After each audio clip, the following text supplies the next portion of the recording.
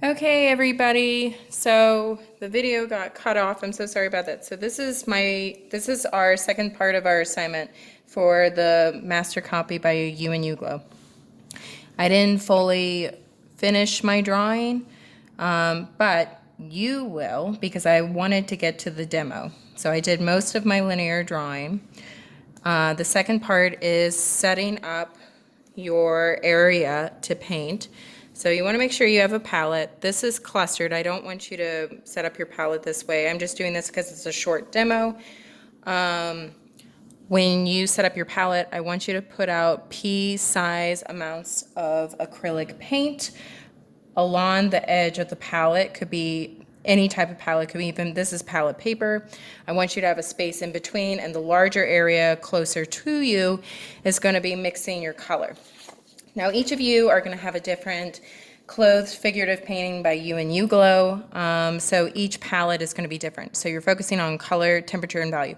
So when you're looking at the painting, I want you to squint and say, like, what colors do you see? And I want you to put it out on your palette. Like colors next to like colors, so you have a sense of organization. The other thing is you need 2 cups of water. 1 cup to make new color. It needs to be clean. The other cup to wash your brush off in order to make that new color. You need to have paper towel or some kind of cloth also to dry off your brush.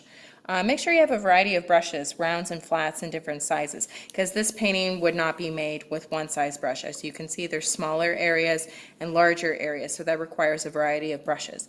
The other thing is, so I started applying, I needed more ultramarine blue and also white for this mixture to make this color down here, because it's this greenish gray ochre color.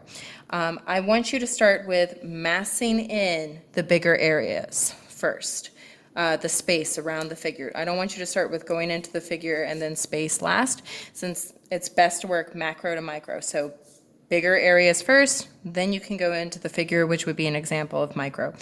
I'd like you to pre-mix your colors first, so then you can apply it. See how this is a little bit transparent, and see how the surface quality here is opaque. We want to emulate what we see. So I need to apply more paint in here, and the reason it's transparent is because I can still see the paper. If it was opaque, I wouldn't be able to see the paper. This is an example of opaque.